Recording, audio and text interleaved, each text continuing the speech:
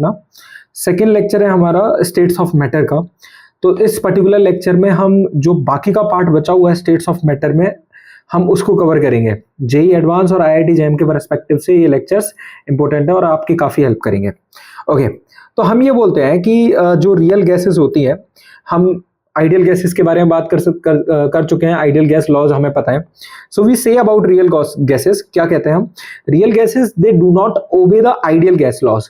जो real gas है they will not obey the ideal gas laws under all conditions of temperature and pressure. So it means they are not going to obey the Boyle's law, Charles law, whatever the laws are there for the ideal gases, they will not obey them. Okay, तो हम कहते हैं कि जो real gas है ना, if you have low pressure, pressure अगर बहुत कम है, टेम्परेचर बहुत ज्यादा है, प्रेशर बहुत कम है, टेम्परेचर बहुत ज्यादा है, तो इस पर्टिकुलर केस में जो रियल गैस है वो behaves like an ideal gas. अगर प्रेशर बहुत कम है, टेम्परेचर बहुत ज्यादा है, तो it can behave like an ideal gas. तो बेसिकली होता क्या है जब हम प्लॉट करते हैं एक रियल गैस को और एक आइडियल गैस को, सो अभी हमारे पास एक प्लॉट है प्रेशर वर्सेस वॉल्यूम का। हमें पता है pressure is inversely proportional to volume, parabolic curve बनेगा, पैराबोलिक कर्व हमारे पास बन गया। तो अगर आप देखोगे तो जो आइडियल गैस है और ये हाइड्रोजन हमारे पास रियल गैस है, तो जब हमने रियल गैस का प्रेशर वर्सेस वॉल्यूम का कर्व प्लॉट किया, so basically there is a huge difference between the curve, right. So hydrogen जो है वो आइडियल गैस की तरह बिहेव तो कर रही है, बट जब हमारा वॉल्यूम बहुत ज्यादा, जब अगर हम इसको एक्सट्रापोलेट करेंगे तो अब जाके कहीं ये आइडियल गैस की तरह बिहेव कर रही है hydrogen. So it means volume बहुत ज्यादा है, तो इसका मतलब प्रेशर बहुत कम है। तो इसका मतलब यहाँ पे प्रेशर बहुत कम है, at low pressure it is acting as a ideal gas. तो हाइड्रोजन आइडियल बिहेवियर को अचीव तो करता है बट एट लो प्रेशर, कम प्रेशर पे, ठीक है। बट अगर हम हाई प्रेशर पे जाएंगे, if you will go to high pressure, यहाँ पे प्रेशर बहुत ज्यादा है, प्रेशर बहुत ज्यादा है, तो डेविएशन काफी ज्यादा आ गया है। So there is a huge difference. Okay, so अब जो डेविएशंस हैं बेसिकली हम उनको और अच्छी तरीके से एक्सप्लेन कर सकते हैं। So we can explain them like if you will plot the ratio of, अगर हम इसका रेशियो लेते हैं Vm real divided by Vm ideal. Vm real का मतलब molar volume of real gas divided by molar volume of ideal gas. Molar volume क्या होता है, volume divided by number of moles. तो अगर हम इसका रेशियो लेते हैं molar volume of real gas divided by molar volume of ideal gas, we call that as compression factor और कंप्रेसिबिलिटी फैक्टर, इसको हम बोलते हैं Z। ये बहुत इंपॉर्टेंट है हमारे लिए। Z क्या होता है, Z हमने बोला है कि Vm रियल का divided by Vm ideal. So molar volume of real gas divided by molar volume of ideal gas, इनके रेशियो को हम बोल रहे हैं कंप्रेसिबिलिटी फैक्टर। जो कंप्रेसिबिलिटी फैक्टर है it will define the extent of the deviation, कि डेविएशन है कितना, कितने से कितना है, रियल और आइडियल में डेविएशन कितना है, वो हम Z के थ्रू पता कर सकते हैं, Z की हेल्प से पता कर सकते हैं। अच्छा, अब हम Z को देखो कैसे भी एक तरीके से और रिप्रेजेंट करते हैं। हमें पता है अगर हमारे पास आइडियल गैस है तो हम जानते हैं PV इक्वल्स टू nRT होगा, तो यहाँ से हम Vm आइडियल निकाल सकते हैं, क्योंकि जो Vm आइडियल होगा वो किसके इक्वल होगा, V divided by number of moles. So ये हो जाएगा V divided by number of moles, यहाँ से आ जाएगा Vm ideal RT by P। तो अब हम यहाँ पे Vm आइडियल को रिप्लेस कर सकते हैं, और जब हम रिप्लेस करेंगे तो हमारे पास Z का एक्सप्रेशन आ जाएगा PVm। Vm कौन सा वाला है, ये रियल डिवाइडेड बाय RT। तो ये हमें ध्यान रखना है, ये इसको हमें भूलना नहीं है, ये हमारे लिए थोड़ा सा इंपोर्टेंट एक्सप्रेशन है, ये एग्जाम में आता है, जेईई एडवांस में, आईआईटी जेईई में पूछा जाता है। Okay, if we have Z equals to 1 मींस अगर हम आइडियल गैस की बात करते हैं तो आइडियल गैस के केस में Z की वैल्यू कितनी होगी, 1। अगर आइडियल गैस है तो it will be independent of pressure and temperature. तो इसका मतलब molar volume of real gas और molar volume of ideal gas अगर बराबर हो जाएगा तो इसका मतलब हमारी कौन सी गैस है, वो आइडियल गैस है वो, ठीक है। अगर Z की वैल्यू, अब 3 केस बन सकते हैं टोटल, एक तो Z इक्वल्स टू 1 मतलब आइडियल गैस हो गई, वो परफेक्ट गैस हो गई, एक Z ग्रेटर देन 1 और एक Z लेस देन 1। अगर जो हमारा कंप्रेसिबिलिटी फैक्टर है वो ग्रेटर देन 1 है, तो अगर ये ग्रेटर देन 1 है तो हम बोलेंगे जो रियल वॉल्यूम है, रियल गैस का जो वॉल्यूम है it will be greater than the volume of ideal gas. मतलब अगर रियल गैस का वॉल्यूम है ग्रेटर देन आइडियल गैस है तो हम बोलते हैं there will be a positive deviation from ideal gas. कैसा डेविएशन है? पॉजिटिव डेविएशन है। अच्छा, अगर पॉजिटिव डेविएशन है तो इसका मतलब यह है कि वॉल्यूम बहुत ज्यादा है, volume of real gas is greater than ideal gas, तो इसका मतलब gas is less compressible than ideal gas. तो हम उस गैस को कंप्रेस नहीं कर सकते क्योंकि उसका ऑलरेडी वॉल्यूम बहुत ज्यादा है, वो एक्सपेंड होना चाह रही है, हम उसको कंप्रेस नहीं कर सकते। सिमिलरली हम ये कह सकते हैं अगर वो एक्सपेंड हो रही है तो there will be a repulsive forces जो कि डोमिनेट होंगी। बट जैसे ही हम आते हैं इस वाले केस पर z इज लेस देन 1 का मतलब है जो हमारा वॉल्यूम होगा रियल गैस का, it will be less than volume of an ideal gas. So smaller volume होगा, स्मॉलर मोलर वॉल्यूम होगा, it means there will be a negative deviation from ideal gas. Positive deviation मतलब volume ज्यादा, negative deviation मतलब volume कम। अच्छा, अब जो real gas है it will be more compressible होने वाली है। अब तो हम उसको कंप्रेस कर सकते हैं क्योंकि उसका वॉल्यूम कम है, तो आप उसको हम कंप्रेस कर सकते हैं। इसका मतलब जब हम उसको कंप्रेस कर सकते हैं तो मॉलिक्यूल्स के बीच में अट्रैक्टिव फोर्स होगी, तभी तो हम उसको कंप्रेस कर पाएंगे। So it means attractive force between the molecules are dominant. तो ध्यान रखना है हमें, if z is greater than 1 repulsive forces are dominant, if z is less than 1 then attractive forces are dominant. तो हमें ध्यान रखना है कंप्रेस नहीं कर सकते z इज ग्रेटर देन 1 में, but z is less than 1 में हम उसको कंप्रेस कर सकते हैं। अगर हम कंप्रेस कर सकते हैं तो इसका मतलब हम उसको लिक्विफाई कर सकते हैं। अगर z लेस देन 1 है तो हम उसको इजीली लिक्विफाई कर सकते हैं, अगर z ग्रेटर देन 1 है तो हम उसको इजीली लिक्विफाई नहीं कर सकते। अब अगर हम इसका प्लॉट करते हैं Z वर्सेस प्रेशर का, जब हम प्लॉट कर सकते हैं तो ये कुछ रियल गैसेस के लिए हमारे पास प्लॉट है। अगर Z की वैल्यू 1 है तो इसका मतलब आइडियल गैस है, ऐसा हमारा आइडियल गैस के लिए कब होगा। अच्छा, अगर आप ध्यान से देखो हाइड्रोजन गैस के लिए, H2 गैस के लिए Z की वैल्यू ग्रेटर देन 1 है ऑलवेज, तो इसका मतलब इसके लिए हाइड्रोजन गैस के लिए Z is always greater than 1, मतलब 1 से बड़ा है, तो इसका मतलब मोलर वॉल्यूम ज्यादा होगा, इसका मतलब हम उसको कंप्रेस नहीं कर सकते। अगर हम नाइट्रोजन के लिए देखें तो देखो इनिशियली जब Z की वैल्यू नियरली 1 है, देखो इस वाले केस में यहां पे अगर हम देखेंगे इनिशियली ये जो रियल गैस है it is approaching the ideal gas, Z की वैल्यू 1 है, मतलब यहां पे प्रेशर बहुत कम होगा, टेम्परेचर बहुत ज्यादा होगा। ऐसे यहां पर इसके लिए भी टेम्परेचर बहुत ज्यादा होगा, प्रेशर बहुत कम होगा। पर N2 के केस में देखो, N2 के केस में Z की वैल्यू लेस देन 1 है and then it is increasing. Similarly CH4 के लिए Z की वैल्यू लेस देन 1 है, देन इट इज इंक्रीजिंग, मतलब हम इसको कंप्रेस कर सकते हैं, इसको भी हम कंप्रेस कर सकते हैं। CO2 के लिए एकदम लार्ज डिप है, इसका मतलब ये इजीली कंप्रेसिबल है, CO2 को हम इजीली कंप्रेस कर सकते हैं। ठीक है, तो ये कर्व है हमारे लिए इंपॉर्टेंट है। CO2 के लिए Z is less than 1, always less than 1, greater than 1 की तरफ जा ही नहीं रहा, तो हमें ध्यान रखना है। ये कुछ हमारा Z वर्सेस प्रेशर का कर्व है, ये कर्व इंपॉर्टेंट है हमारे लिए। ओके, नेक्स्ट अब हम आ जाते हैं वंडरवॉल्स इक्वेशन ऑफ स्टेट पर, या जो वंडरवॉल्स इक्वेशन है जो कि हमारे एग्जाम में खासकर पूछी जाती है। देखो अब बेसिकली वंडरवॉल, जब हमें पता है कि जो हमारी आइडियल गैसेस होती हैं they will follow the ideal gas equation, but जो रियल गैसेस होती हैं they will not follow the ideal gas equation. अब जब हमने आइडियल गैस लॉज को डिराइव किया तो they were derived from the kinetic theory of gases, KTG से डिराइव किया था, and KTG have many assumptions. तो जो अजम्पशंस थी वो क्या थी, हमने माना था कि जो volume occupied by the molecules है, जो मॉलिक्यूल्स वॉल्यूम ऑक्यूपाई कर रहे हैं ना, that is very small as compare to total volume of the system, जो भी हमारे पास सिस्टम है। सेकेंड अजम्पशन हमने ये किया था कि the molecule exerts no forces of attraction upon one another. It means अगर वो टकरा रहे हैं ना आपस में एक दूसरे के साथ, so they are not exerting any force of attraction, तो मतलब अगर वो पास भी आ रहे हैं तो कोई फोर्स ऑफ अट्रैक्शन है नहीं उनके बीच में, तो ये भी हमने अजम्पशन लिया था। बट जब हम रियल गैसेस की तरफ आते हैं तो real gases do not follow the ideal gas laws. इसका मतलब देयर इज समथिंग जिसकी वजह से ऐसा हो रहा है, तो इसका मतलब कुछ मॉलिक्यूलर वॉल्यूम से रिलेटेड होगा। तो हमें पता है the molecules of gases however do occupy a certain volume. तो जो गैसेस के मॉलिक्यूल्स होते हैं ना वो ऑक्यूपाई करते हैं कुछ सर्टेन वॉल्यूम। कैसे पता लगेगा हमें, क्योंकि हम बोलते हैं कि गैसेस को ना हम इजीली लिक्विफाई कर सकते हैं, गैसेस कैन बी लिक्विफाई, और हम उनको सॉलिडिफाई भी कर सकते हैं। तो अगर हम प्रेशर अप्लाई करेंगे तो हम गैसेस से लिक्विड की तरफ जा रहे हैं। इसका मतलब जो मॉलिक्यूल्स के बीच में जब हम प्रेशर अप्लाई कर रहे हैं तो जो मॉलिक्यूल्स है वो पास आ रहे हैं, अगर वो पास आ रहे हैं तो उनमें फोर्सेस ऑफ अट्रैक्शन तो है ना इसका मतलब। तो इसकी वजह से हम कह सकते हैं कि अगर हमारे पास प्रेशर बहुत ज्यादा है, at high pressure and low temperature, हम उनको इजीली लिक्विफाई कर सकते हैं। तो इसका मतलब कि उनका वॉल्यूम तो है, कुछ ना कुछ वॉल्यूम तो वो ऑक्यूपाई करते हैं ना। Molecular attraction, simple molecular attraction, जब हम उनको कंप्रेस कर रहे हैं तो मॉलिक्यूल्स पास आ रहे हैं तो इसका मतलब फोर्सेस ऑफ अट्रैक्शन तो है एक दोनों मॉलिक्यूल्स के बीच में, तो इसका मतलब मॉलिक्यूलर अट्रैक्शन भी है। तो इसका मतलब जो रियल गैसेस हैं they will not follow the ideal gas law. तो इसी वजह से हमारे पास Van der Waals equation of state आती है, इंपॉर्टेंट है, याद रखनी है हमें। Van der Waal equation of state के अकॉर्डिंग हमारे पास ये है P + A n² upon V² multiplied by V - NB equals to nRT। अब देखो P मतलब यहां पे प्रेशर है, A मतलब क्या है और B मतलब क्या है। ये A और B जो है ना, ये वंडरवॉल्स कांस्टेंट है हमारे पास। A और B क्या है हमारे पास, कांस्टेंट है, जिनको हम वंडरवॉल्स कांस्टेंट बोलते हैं। अच्छा, जनरली जो इक्वेशन होती है आइडियल गैस की, जो आइडियल गैस इक्वेशन होती है वो होती है PV इक्वल्स टू nRT। तो इसका मतलब यहाँ पे प्रेशर में भी करेक्शन है और वॉल्यूम में भी करेक्शन है। तो ये AN² डिवाइडेड बाय V² है, ये करेक्शन इन प्रेशर है।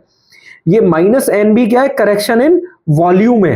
तो वॉल्यूम में कितना करेक्शन किया हमने, प्रेशर में कितना करेक्शन किया हमने, ये यहां पे आप लोग देख सकते हो। अच्छा, ये A और B क्या बताया मैंने अभी, वंडरवॉल्स कांस्टेंट है।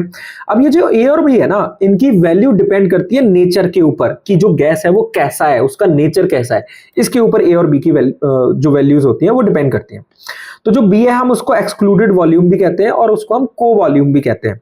अच्छा, जो एक्सक्लूडेड वॉल्यूम होता है ना, जब हम कैलकुलेट करेंगे इसको मैथमेटिकली, तो जो एक्सक्लूडेड वॉल्यूम होगा पर molecule, it will B 4 times the volume occupied bye a molecule. 4 times होगा एक मॉलिक्यूल ने जितना भी वॉल्यूम ऑक्यूपाई किया होगा उसके 4 टाइम्स होगा।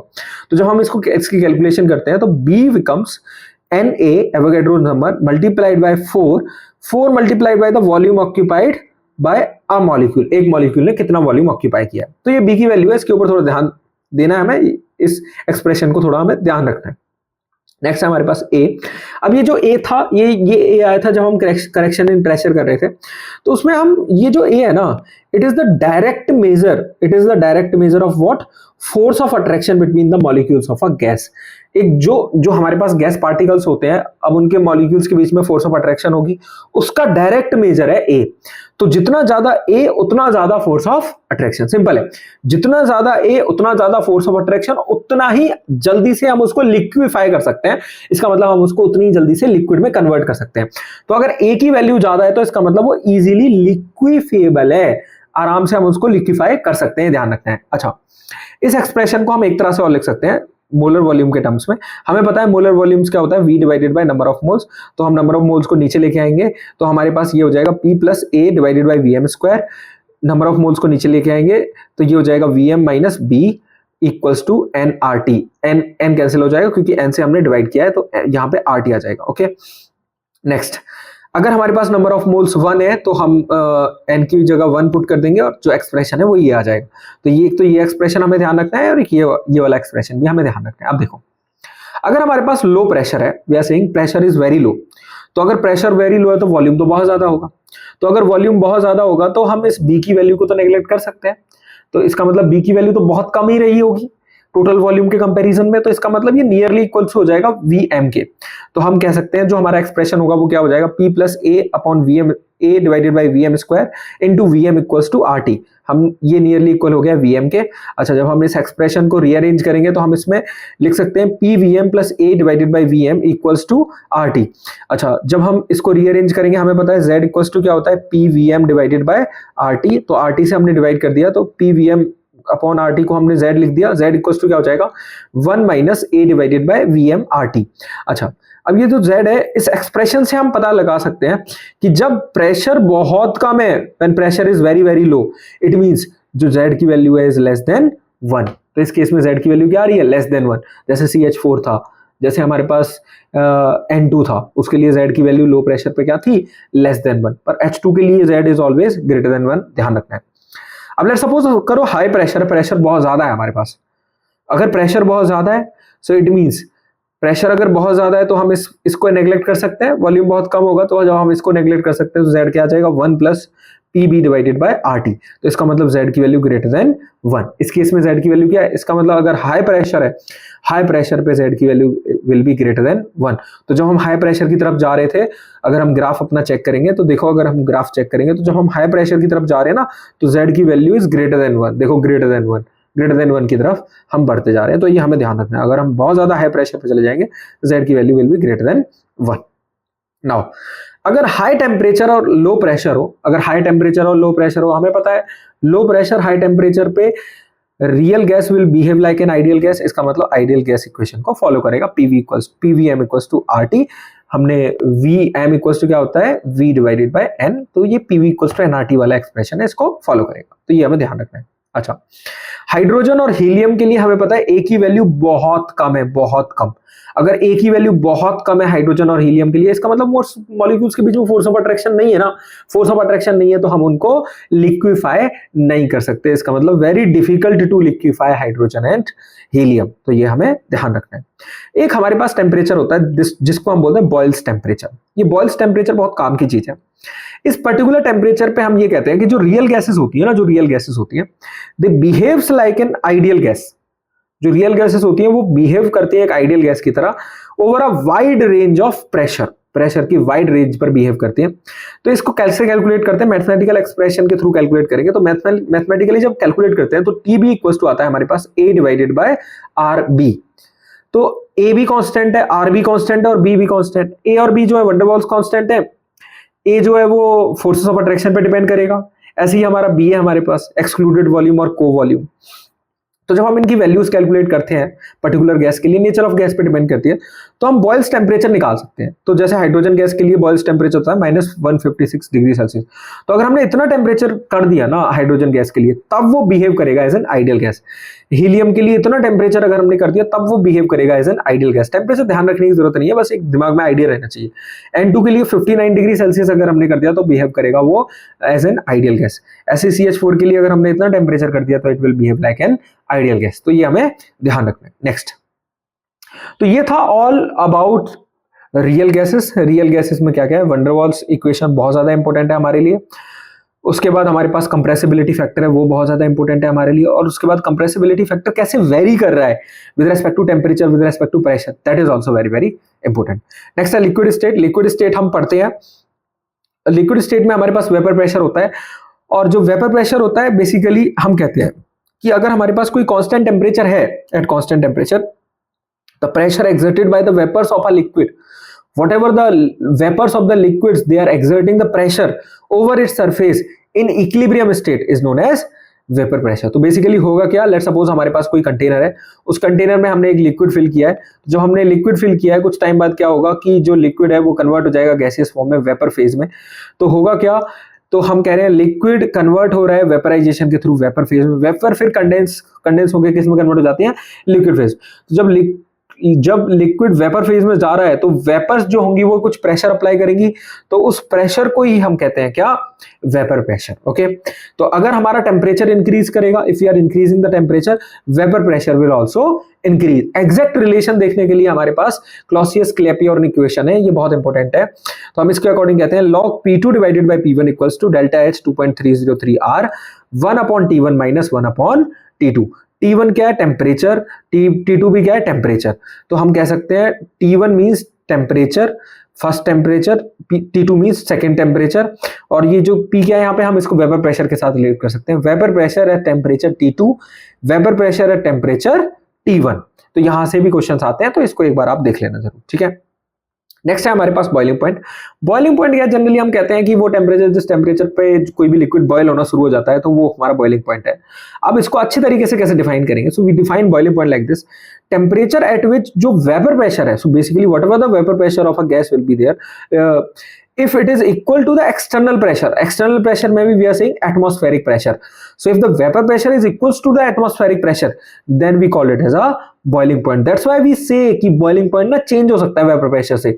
अगर आप कश्मीर में जाओगे तो वहां boiling point कुछ और होगा, अगर आप गोवा में जाओगे तो वहां boiling point कुछ और होगा। तो boiling point वेपर प्रेशर की वजह से चेंज हो सकता है, ये हमें ध्यान रखना है। नेक्स्ट है हमारे सिलेबस में सरफेस टेंशन।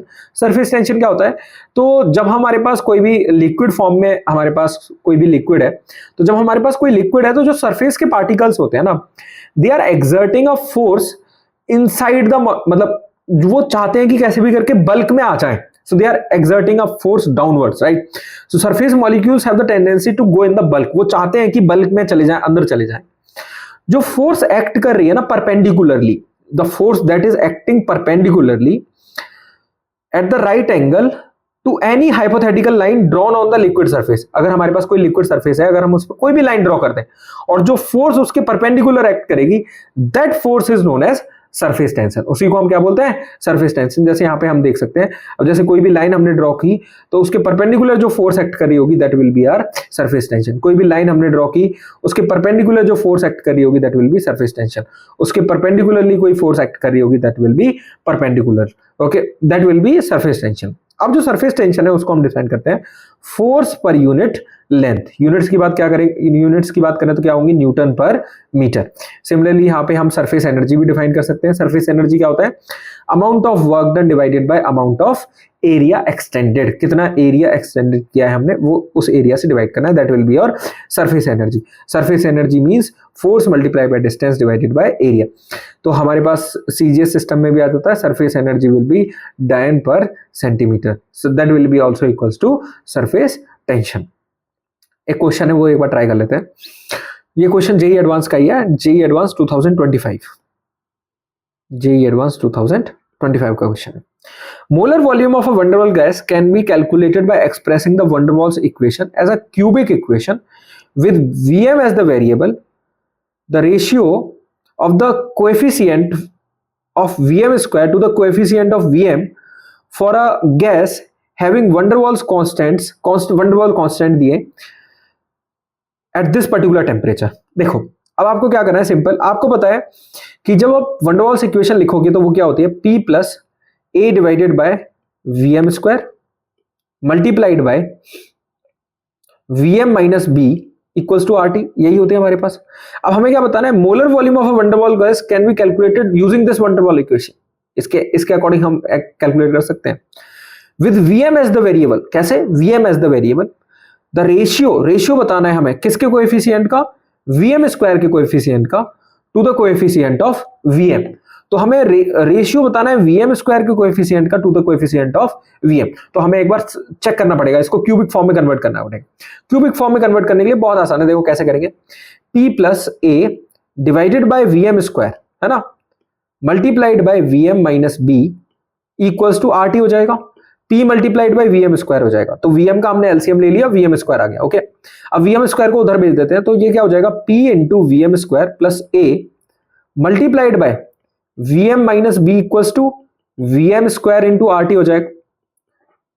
अगर हम इसको सॉल्व करेंगे फर्दर, देखो अगर हम इस इक्वेशन को फर्दर सॉल्व करेंगे तो या तो हम ऐसे सॉल्व कर सकते हैं या ऐसे सॉल्व कर सकते हैं। देखो P multiplied by Vm square multiplied by Vm minus B कर देते हैं plus A multiplied by Vm minus B कर देते हैं equals to Vm square into RT। Cubic equation बनानी है हमें। देखो ये क्या हो जाएगा, P into Vm cube minus B P into Vm square plus A into Vm minus A B equals to क्या हो जाएगा, Vm स्क्वायर इंटू RT। यह आ गया। अब देखो P multiplied by Vm cube minus B into P multiplied by Vm square को इधर लेते हैं, minus Vm square RT plus A Vm minus A B equals to 0 आ जाएगा, ओके। अब देखो, अब हमें किस किस का कोएफिशिएंट चाहिए, हमें कोएफिशिएंट चाहिए the ratio of the coefficients of Vm square to the coefficient of Vm। तो Vm स्क्वायर का कोएफिशिएंट चाहिए, मतलब P multiplied by Vm cube. अब Vm स्क्वायर को कॉमन निकाल लेते हैं इसमें से, Vm square minus Vm square common ले लिया, Vm स्क्वायर ब्रैकेट में हमारे पास क्या बचेगा, ब्रैकेट में हमारे पास बचेगा B into P minus plus RT plus A into Vm minus A B equals to 0। तो जो Vm है उसका कोएफिशिएंट क्या आ गया, A। अच्छा, जो Vm स्क्वायर है उसका कोएफिशिएंट क्या आ गया, माइनस में P into B plus RT, ये इसका कोएफिशिएंट आ गया। अब देखो, अब आ जाते हैं अपने रिलेशन पे। तो हमें बताना है ए और बी की वैल्यू दी हुई है, ए की वैल्यू दी हुई है 6 और बी की वैल्यू दी हुई है हमें 0.06 और टेम्परेचर दिया हुआ है हमें कितना 300 केल्विन, प्रेशर भी दिया हुआ है हमें कितना 300 एटीएम। तो हम क्या करेंगे, देखो प्रेशर की वैल्यू भी दी हुई है, प्रेशर कितना है 300, बी की वैल्यू भी दी हुई है हमें, बी की वैल्यू कितनी है ये, और देखो आर की वैल्यू भी दी हुई है जो हमें यूज करनी है, टी की वैल्यू भी दी हुई है, टेम्परेचर कितना है 300 केल्विन। सारी वैल्यूज पुट करेंगे, वीएम का कोएफिशिएंट है ए, डिवाइड करेंगे ए से, आंसर आ जाएगा आपके पास। आई होप ये क्वेश्चन समझ में आएगा। मैथमेटिक्स है बस, इसमें थोड़ा कैलकुलेट करने में थोड़ी दिक्कत